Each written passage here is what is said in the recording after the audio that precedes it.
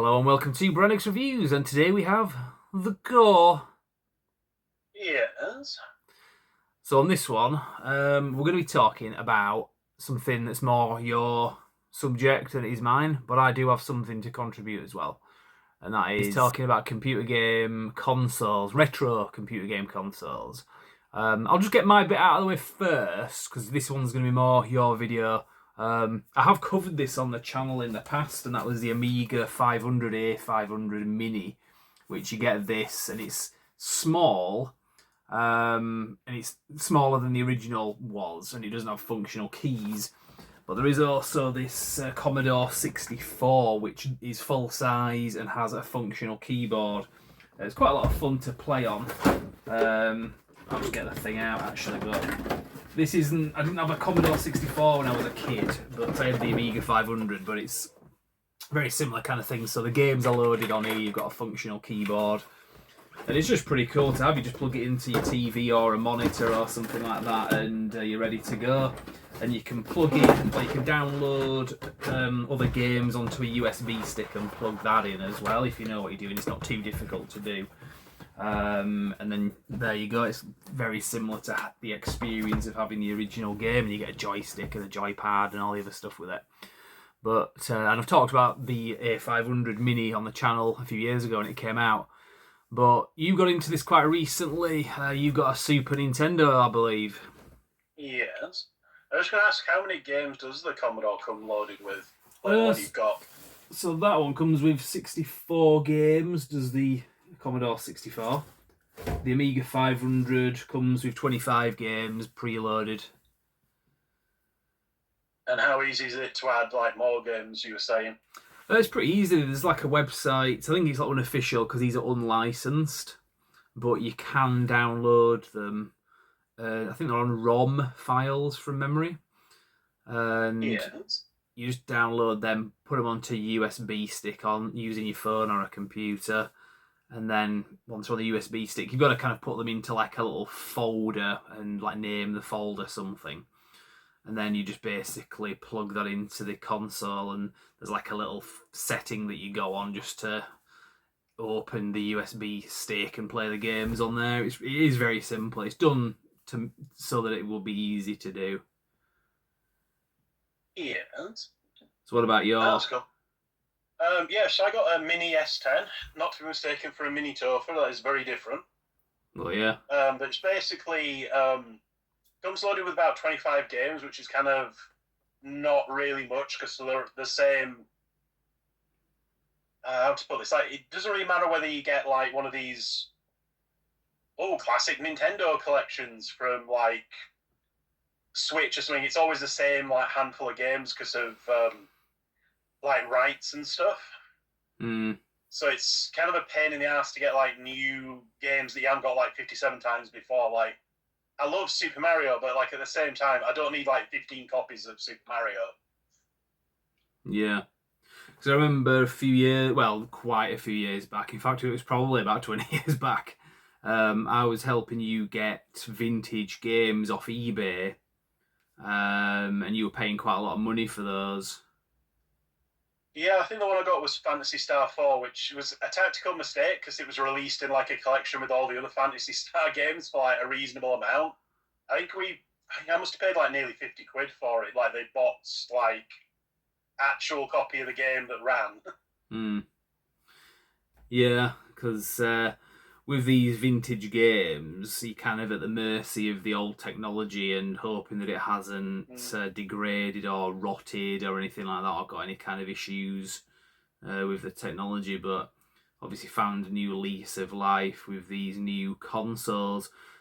So the Super Nintendo that you've got, is that how does it look compared to the old console? Is it very similar? Is it bigger, smaller? It's a lot smaller. It's basically it's a mini. You could kind of rest it on the arm of your chair because that's what I usually do. It's noticeably smaller. And say, none of it works. You can't put cartridges in. You can't basically the eject button does nothing. The cartridge slot does nothing. But you can basically the power switch does turn it on and off, and the reset switch lets you go back to the main menu with a save state. Yeah. which is kind of handy. So did you have the NES as well, the normal Nintendo Entertainment System version? Yeah, I never had the original. I never had that. No, me neither. I kind of missed that kind of period. Like I had a Game Boy, I never had the NES. I did have the Super Nintendo, but I still do have the Super Nintendo. It's just up in the attic. It's like by the time you track down like adapters and stuff, and then like trying to figure out do my games even still work anymore, it's much easier getting the Mini. Now the Mini was pretty expensive. It was like over £100, and you can be that was like refurbished. You can be looking at over I think it's like 300 for a brand new one. It's incredibly expensive, especially for like the handful of games you get. So I've been looking at it in places like what is that tech shop called in Leeds? It's just like a tech stop or something, a tech store. Like we've got the CEX. No, we've got the Terminator skull like sculptures. Oh, the Gadget Shop. Yeah, the gadget shop. That's it. Like I was looking at him in there, and it's like it would be really cool to have, but it's like that is a lot of money. Like what won it over for me now? Not that I've done this because this is probably illegal, and we don't do anything illegal. But you can actually there is a way of adding games to the SNES Mini. Yeah. Which naturally I haven't done, and I wouldn't recommend anybody does. Yeah. But if you looked it up online, it's very easy to find out how. Not that you should do that ever. Yeah, I hear what you're saying. But yeah, it's essentially a mini, like, tiny PC. So if you can hack its like operating system, and like I say, it is not hack in like the biggest possible like parentheses. It's literally just a case of downloading a program and clicking a couple of buttons. It's not. This isn't the Matrix. You're not hacking the Matrix here. Do you reckon they've done it easily on purpose? You should do that. Do you reckon they've made a pathway easy on purpose, knowing that people will do that as hell no, not Nintendo. Right. Nintendo are really litigious about a lot of things. They are not. I mean, just like posting YouTube videos, like let's plays of their games, can get into trouble. Like Nintendo are infamous for that, so I don't think it was deliberate. At least not from like a company-wide standpoint. Maybe the guy who made it didn't really care, but yeah. Yeah, that's crazy that they would crack down on people doing like gameplay videos, because that's not the same as like showing clips from a film. It's a game. That's just bizarre. Yeah. I mean, you would think so. Most other people think so, but Nintendo apparently didn't get that memo. Yeah, that's bizarre. But yeah, basically, the Nintendo Mini's got like a couple of megabytes of 100 megabytes of free space, which doesn't seem like a whole hell of a lot. But if you keep in mind, like the average game was like 1, maybe 2 megabytes, like a couple hundred megabytes is a lot of space at that point. Yeah. Yes, can you play the games and they run off the USB stick? Because I think that's what they do from memory. No, like I said, not that I've done this, and not that I would know how to do this, and you should never do that. Just in case they come after us. Oh, yeah. I'm joking. No, I'm pretty sure they wouldn't. But, yeah, you need to actually connect the SNES Mini console itself to your PC. Okay. With, like, a USB to mini USB kind of connector. Yeah. And then if I had done this, I would have had to probably disable some of my antivirus stuff. Because, or like make a custom, like, how to put this, like a custom exception for these particular program I was using. If I was using the program, which I wasn't. Yeah, no, you this is all theoretical. It's not. Yes, purely theoretical. Yeah. It wasn't hard to do. It just took a little bit of fapping. I think a couple hours and I had a load of new games on it. Like you can fit, not the entire disc of the disc library of the Super Nintendo, but you can fit a hefty chunk of it on there. So, what kind of games have you been going back and playing? There's a lot of stuff like Batman Returns is pretty good. It's like a side-scrolling beat-em-up thing. Mm-hmm. There's a lot of games like kind of beat-em-ups and stuff. There's like Mortal Kombat games like the originals. there's a lot of RPGs that I have fond memories of from playing as a kid, which I wouldn't mind like playing again. And just other stuff like games I used to have back in the day, which technically I still have them. Like, it's like I say, it's just you'd have to get like an adapter to like plug it into a HDMI because it doesn't, it just does not have the connectors it used to have to like actually fit it to a modern TV. Yeah, this is one of the problems with VHS as well. It can be done, but I can't be asked to do it. I've got plenty. Yeah, it's a bit of a faff. Yeah. This was one thing with the Amiga 500 Mini I found. A lot of games that I remember from when I was a kid, I used to like on there were like movie tie-in games. And obviously some of the ones that weren't were, I mean, later on they tied in with movies based on the games, but I had the Mortal Kombat 1 and 2 on the Amiga 500, and that was a big thing I was into. That was something that I managed to download onto the Amiga 500 Mini because that doesn't come on there automatically. Yeah, it'll basically be a licensing thing. So a lot of the things like the Nintendo will usually have, like the first party stuff that Nintendo actually owns, like Star Fox and like Super Mario and all that. But the actual number of things that aren't outside that very limited like field of games you just won't get, or you'll get like one like, oh, you get Mega Man such and such and Castlevania such and such, because that's like Konami and Capcom and stuff, like, they're not first party Nintendo things, like Nintendo doesn't own them. Yeah. So if they were going to put them on, they'd have to like cut new licensing deals and stuff, which they're not willing to do, or they're not able to do. So it's like, yeah. Well, this Amiga 500 Mini, it makes a point that you can download games. It even says on the actual box that you can do it as well. It's like a selling point.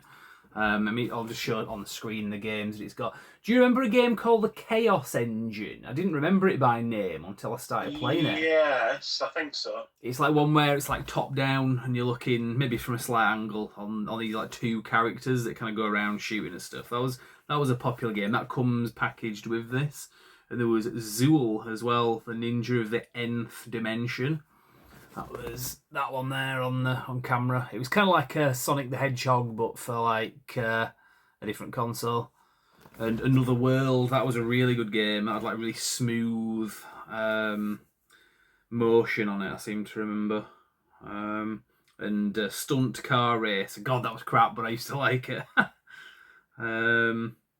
That's the thing, though. Sometimes there can be some things that were absolutely awful, but it's like if you got fond memories of them. Yeah, Pinball Dreams. I was playing that on this recently. I actually got this out to have a bit of a go, and I'm not massively into computer games, but sometimes it's fun just to relive that. But yeah, one thing I do miss that I won't be able to get hold of, I don't think anyway, was with the Amiga 500. There used to be magazines that used to come out. And you'd get discs with them, and they'd have like random like games that somebody had just made for the magazine. It wasn't like one that you could like buy as such. And those will have massively gone into the memory hole, I assume, because I wouldn't know how to get hold of those. But I used to love some of those games. They were so basic, but I remember them very well.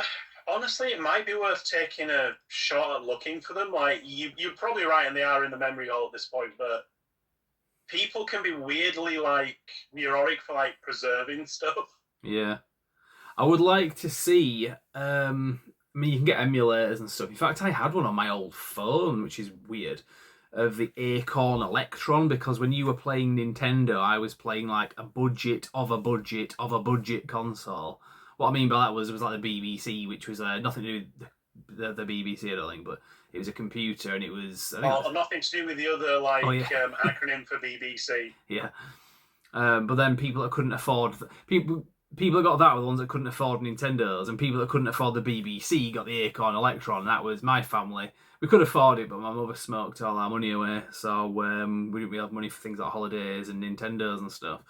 But we had the Acorn Electron, and God, it was crap, but I would love to go back and play a lot of those games for the nostalgia of them.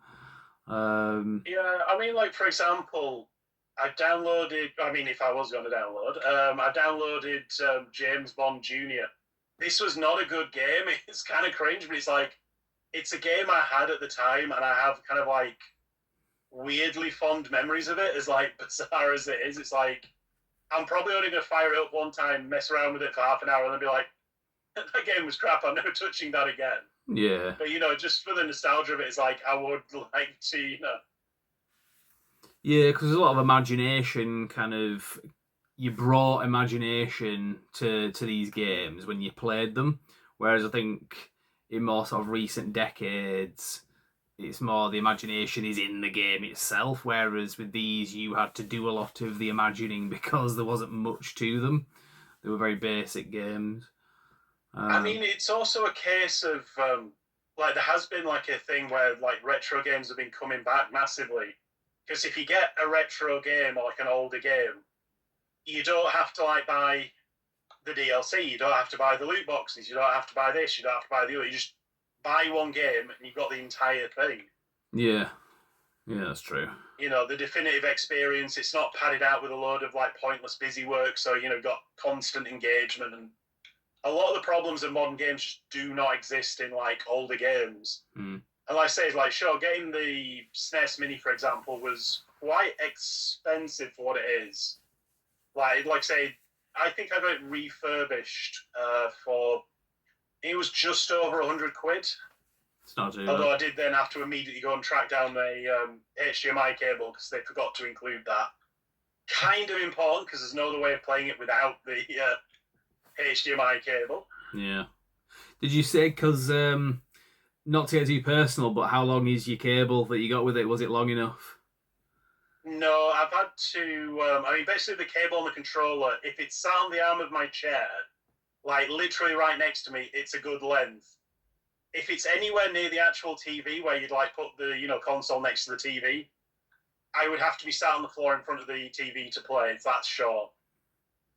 Yeah, it's quite similar. I had to get like a new power cable as well as the new HDMI cable just so I could basically like not have to be like sat on the floor cross-legged right in front of my TV because they were that short with the cables. Yeah, like, luckily a new power cable and a new HDMI cable were not expensive. Yeah. Like they're dirt cheap. Like I got like I think each one I got was like 3 meters long, so it's like there's plenty of like slack there. It's not like the console's hanging in midair because it's stretched out to the absolute maximum of all the cables, which is not healthy for it, to say the least. Oh yeah. Yeah, well, I know with the ones that I've got, the Commodore ones, the wires on that they're okay, but again, you kind of do want one to go across the room, like the full length of the room. You can see why they would go cheap on those wires, and they're just basic wires, HDMI or whatever, so it's not too difficult. I mean, in this case, it's not just like I'm trying to go across the length of the room. Like you've seen how far my chair is from the TV. Yeah, it's not that much. It's not a great distance. No, so it's not a lot to ask, but unfortunately, that's not how it works. So what kind of controllers do you get? Do you get like a zapper with it and so on as well? No, the kind of wired controllers, that's kind of the problem. But they are basically designed to, basically look exactly like the classic Super Nintendo control pad. Yeah. Because with the Amiga 500 Mini, you get a control pad, but you don't get a joystick, which is annoying because you always got a joystick with it, as far as I can remember. But you did get a joystick with the Commodore 64, which is kind of why I bought that, because I just wanted the joystick, basically. And it wasn't that much more, because I think you could even buy the joystick on its own, but it's very expensive, so I just thought I might as well get the Commodore 64, use a joystick from that, plug that into the Amiga 500. It didn't have the same feel to it though. The buttons felt a little bit more. The clicks weren't quite as smooth as the original one was. I will say with the SNES Mini, it felt very much authentic to me. I didn't feel like, this is kind of a bit weird feeling like. I mean, I've downloaded emulators on my phone and stuff like that before, and it's always such an awkward, like. I don't know, I just hate gaming on my phone. It's like when you try and touch screen, but you're also trying to see what's going on the screen. It's like, yeah. Nah. Yeah. Nah. Like, this actually did feel good. It felt like, the original control pads. Yeah. And you get two of them as well with the SNES Mini. There is a Mega Drive Mini, which works in similar ways. I think you can also... I mean, again, not suggesting you should do this, but I think you can download more things onto it.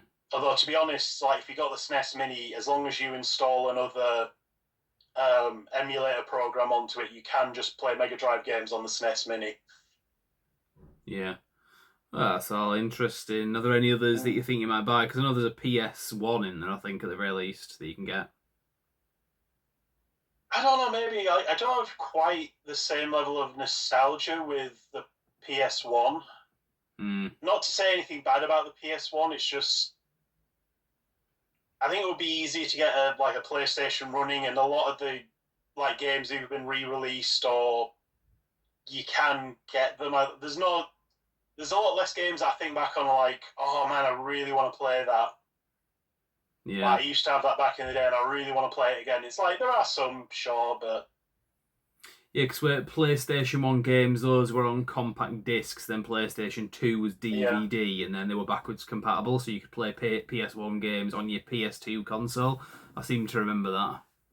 Yeah, you could. They kind of knocked it on the head between the PS2 and the PS3, but you can usually get a lot of PS3, PS4 games on the PlayStation Store still, and they'll run on your PS4, PS5, whatever. Yeah. Because I remember you, because I didn't really play a lot of PlayStation stuff, but I had one in the early 2000s, and I just kind of used to faff around on it a little bit. I didn't get too into it, but I used to have Grand Theft Auto, Vice City, and San Andreas, and I remember you unlocked everything on the games just so I could just rampage around in general and not do missions and stuff.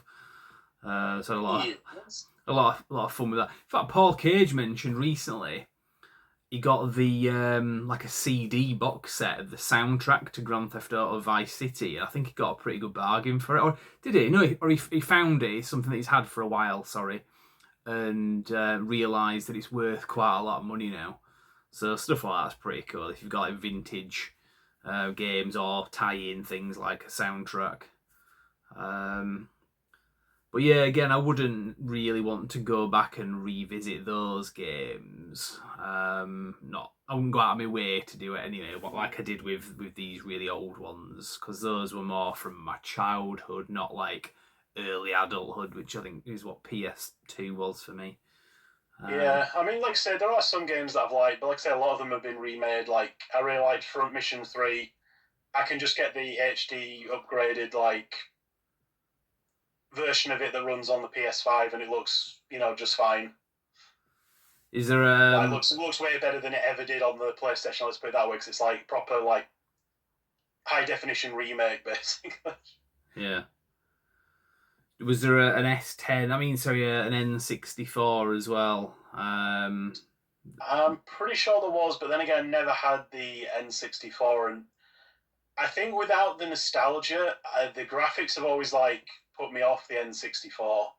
Yeah. It was really early, kind of weird looking, blocky 3D, which isn't to knock that, but it's I never had that. I was on the PlayStation, so it's I don't have that nostalgia to go back to it. Yeah, because when that came out, I think we were sort of 16, 17, and I seem to remember the S10, the N64 was more for little kids, it was more like a baby's toy, like it says in Back to the Future, too. But yeah, no, it's I don't think beyond that I can't think of any other consoles. I mean, there's plenty of other little consoles that you can get as well. I know they've done Atari ones. I never had that sort of the nostalgia for that, but you can get similar to what I was just showing before, where it's Atari and Sega as well. Is it Sega Genesis? Well, the Genesis and the Mega Drive are basically the same thing. It's just it was called different over here. Yeah. Yeah. So like I say, just those period of games just feel different to me. I mean, there is a big push for retro graphics, bit art and pixel art and stuff. The stuff that kind of came out in the 90s that people have a lot of nostalgia for, and they will make brand new indie games deliberately in the style of some of those old games. I know they also do in the style of PS1 games and stuff like that, because obviously people do have powerful nostalgia for that as well. It's just I say, I don't quite hit that point. Yeah. I had the PlayStation, I love the PlayStation, but it's not something I feel motivated to return to. Yeah, absolutely.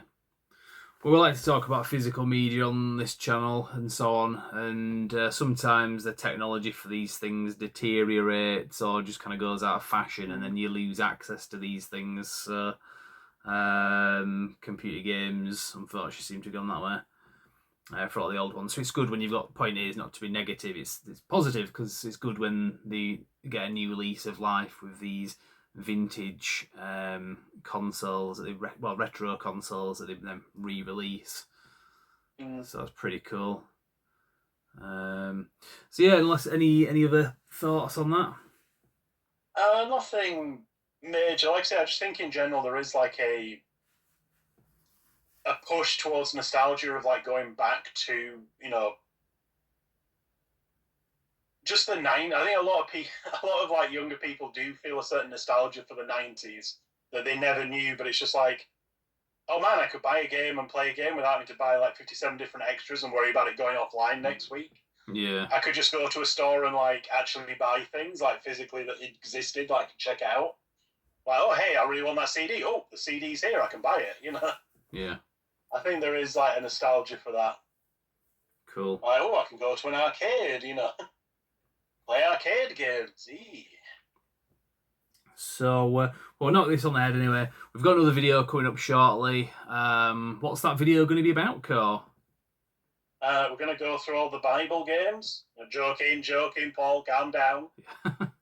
Yeah, no, we're going to do a video. We're going to talk about the tiny Bible that I got a couple of years ago, which I know piss a few people off and confuse people. Oh, God, that's all the channel's going to be about now. No. Mini Bible. No, that's Mini Topher. That was Mini Topher again. Mini Topher. Mini Topher. No, yeah, just something. We do random videos on this channel as well. I mean, for God's sakes, I did a video covering tea caddies like a few years ago. I had quite a lot of views, bizarrely enough. But yeah, sometimes we go a bit random and off the usual kind of topic on this channel. So that's what that's going to be about anyway. So don't worry, it's not all going to be about that from now on. It's just a one-off. If you don't want to watch it, don't watch it. That's fine. So yeah, right. Well, we'll leave it there. We haven't done any videos for a few weeks. Part of the reason I wanted to do this, didn't want to just come back with a random video, and this is one that we wanted to talk about a little bit. So we'll be back to talking about 80s and 90s action films and all the other usual stuff very shortly. But yeah, for now, I'll leave there and say thank you very much for watching.